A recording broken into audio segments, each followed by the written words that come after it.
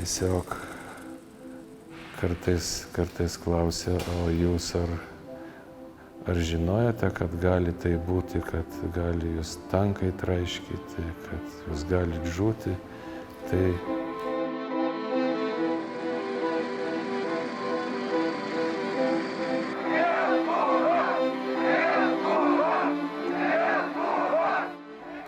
na va, o vakare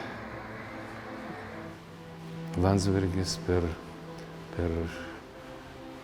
radiją, per televiziją kreipėsi ir tame kreipimąsi buvo daug pasakyta, kad vis tik tai artėja Lietuvoje tas kruvinas sekmadienis, kruvina naktis ir ta jo kalba buvo kažkaip tai toli siekianti ir sakė jis, kad Lietuva gyva bus, kol gyvas bus nors vienas lietuvis.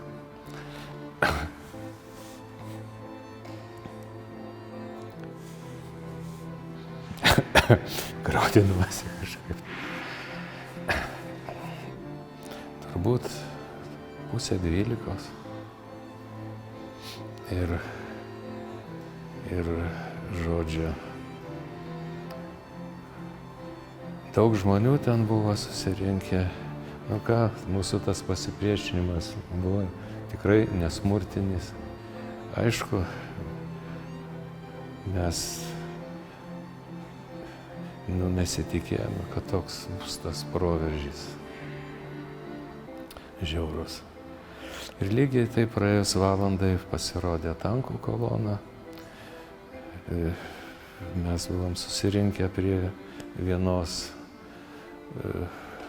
vietos, kur buvo tokia jau ir gyva siena, ir iš automobilių užtvaros barikada padaryta. Ten pavyko sustabdyti ir po to pamačiau, kad per kitą pusę bando apvažiuoti ten pasuko į miesto pusę, supratom, kad važiuos pro vaikų darželį per aukštutinį kelią. Tai mes ėmėm ten užimti pozicijų ir įdomiausia, kad niekas mums nevadovavo, mes patys tą, ką supratom, tą ir darėm.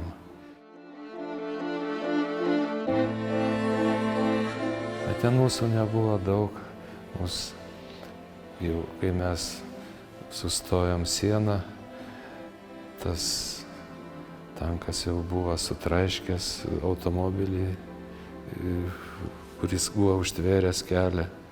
Ir po truputį, kai buldozeris stūmė mus į antrą tą barikadą, iš smėlio barstytuvų pastatytą.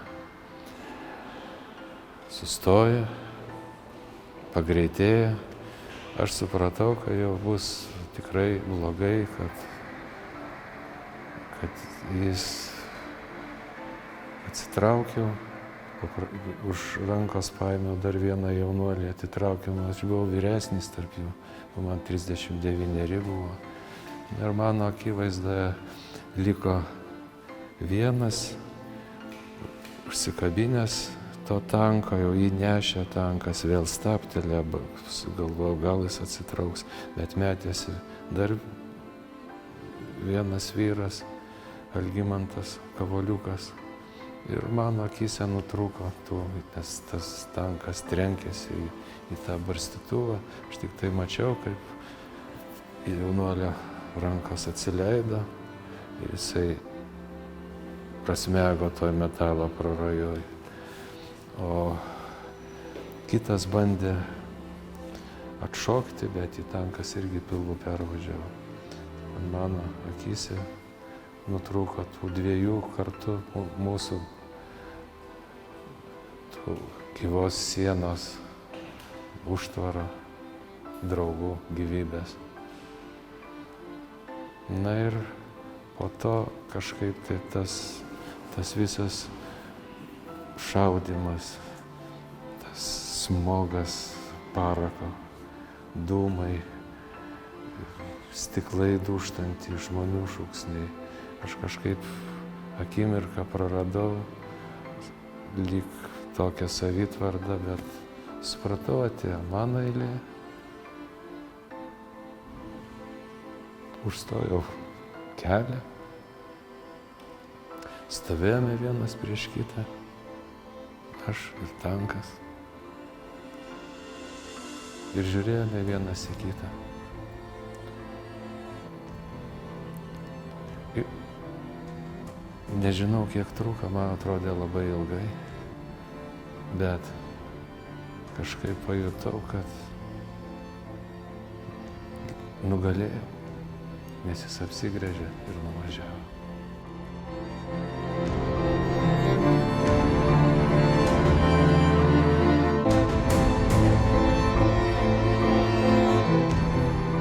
Tiesiog buvome visi jauni, drąsūs ir sakyčiau, nors ir labai įvairūs, nebuvome visi vienodi, bet visus mus ėjo tiesiog Lietuvos tas nepriklausomybė ir meilė tėvynei. O perduot noriu tai, kad vis tik tai per tuos 30 su viršų metų yra pas mus labai didžiuliai pasikeitimai Lietuvoje. Ir aš manau, kad niekad Lietuvoje žmonės taip gerai negyveno kaip dabar. Aš ne savo pavyzdžių imu, aš daug važinėju po Lietuvą,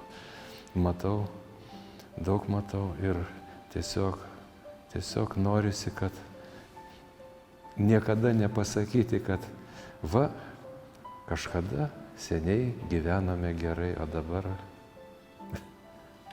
viską praradom.